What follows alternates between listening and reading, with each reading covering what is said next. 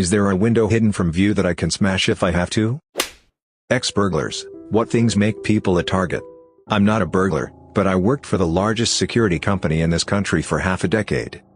Burglar alarms do not deter burglars. They just alert you that you have been burglarized. Most of the time the police will take very little action in response due to the fact that 98% of burglar alarm activation constitute false alarms. The sign that comes with the alarm though?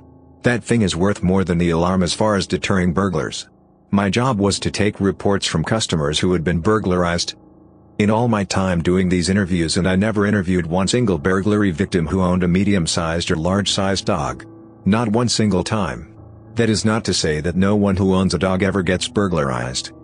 I'm just saying that in 5 years of spending 8 hours a day interviewing people who had been, not one single time did I encounter the situation.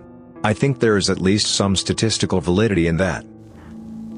I stuck with commercial burglary. Residential burglary carried a risk of getting hit with a home invasion charge which increases your sentence if convicted, not to mention, you run the risk of getting shot by some redneck with a spring-loaded magnum under every flat surface in the house.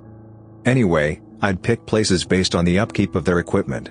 If the cash register was out of date, so was their camera system.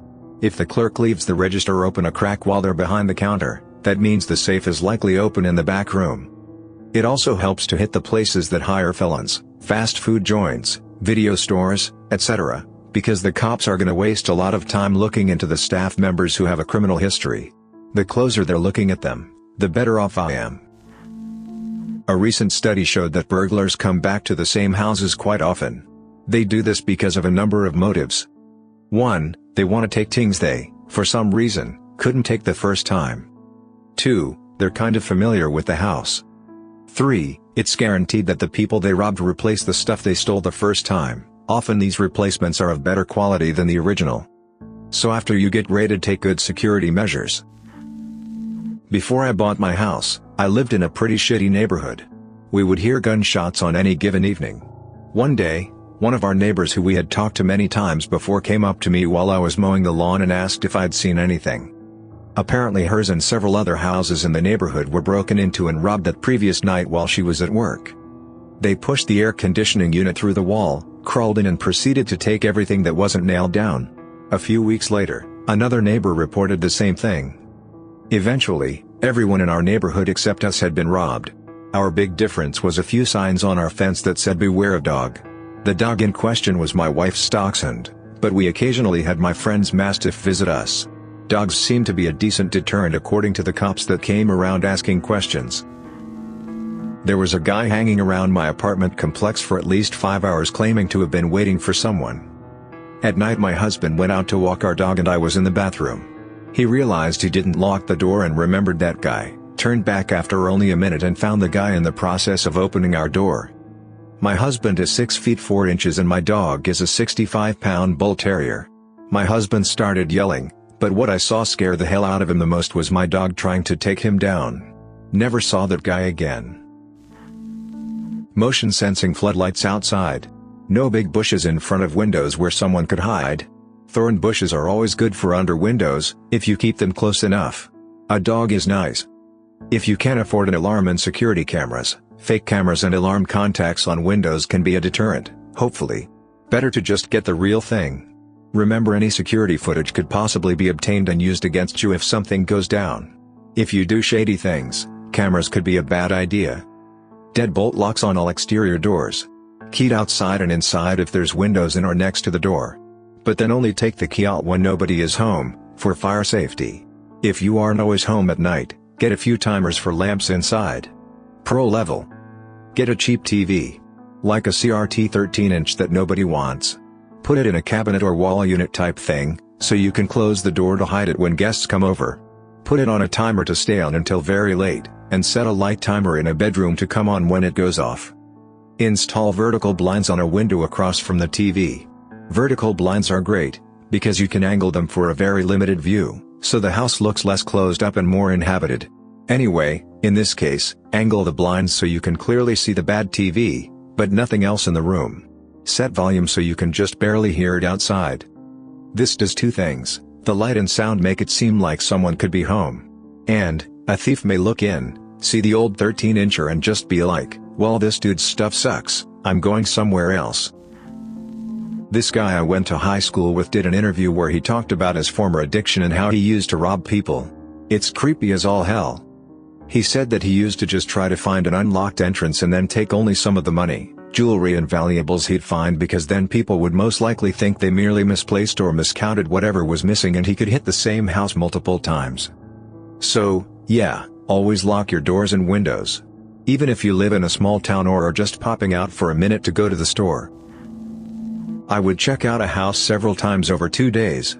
If there was no sign of movement, no lights coming on or off, no curtains moved, newspapers left on the driveway, I was interested. Is the house in a nice neighborhood? Is it well kept? If so, I figured they had nice stuff. Next question, is there an easy escape route? Woods in the backyard were excellent. Next question, is there a window hidden from view that I can smash if I have to? Listen to a KFI radio interview when I lived in Los Angeles. Former anonymous burglar said he avoided houses that hung the US flag. Said it told him the occupants likely owned at least one firearm.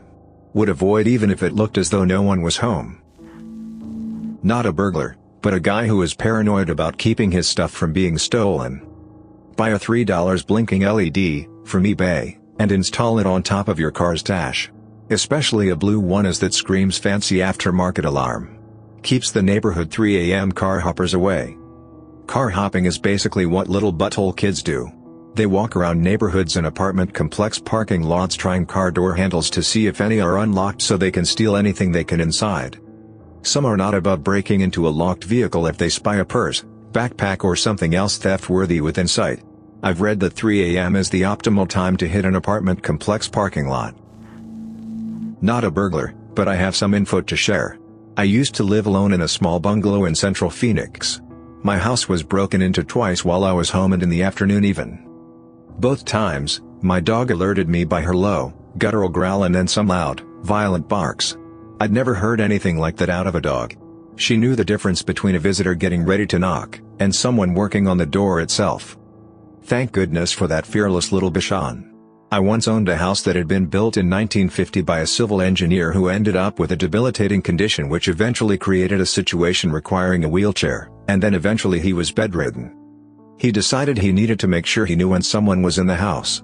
So he had a system installed which consisted of a bunch of small areas with wires beneath the carpet. There was a toggle switch on the wall near each area which they would switch on every night, and if walked on, a loud buzz would sound throughout the house. We couldn't figure out what the toggles were for, but didn't worry too much about it. But when we pulled up the carpet and found the wires, my spouse started doing research and figured it out. I only broke into a house once. It was my ex-girlfriend's place.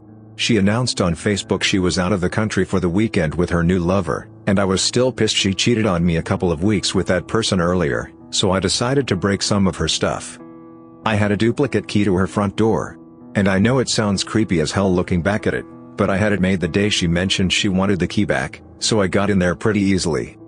Once inside, I poured water into every single electronic device, laptop, TV, PlayStation, etc. I also fed the cat, and gave the poor bastard a bowl of water, since she forgot to do so. Then I left.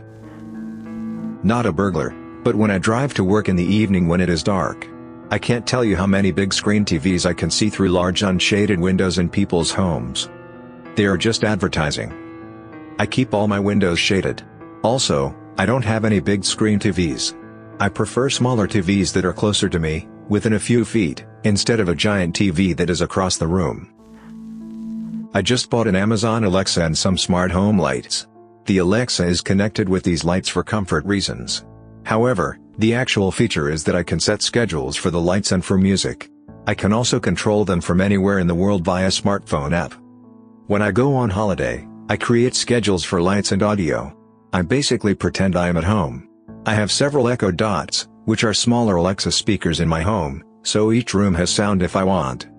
And the best thing, Amazon works on new features for the Alexa, like a burglary detector. It simply recognizes sounds that sound like glass breaking or whispering at night. This will likely only be released in the US and not in Europe, but still a great feature. A couple of Alexa speakers and some smart bulbs cost less than $300. Much cheaper than an expensive alarm system. Find the links for them in the video description. These links are affiliate links, that means I get a small commission if you buy anything on Amazon after clicking them. Anyway, thanks for listening to Radio TTS. Hit the subscribe button and activate the notification bell for more videos that make you paranoid. Share your own tips in the comments below, and let us know if you have ever been the victim of a burglary.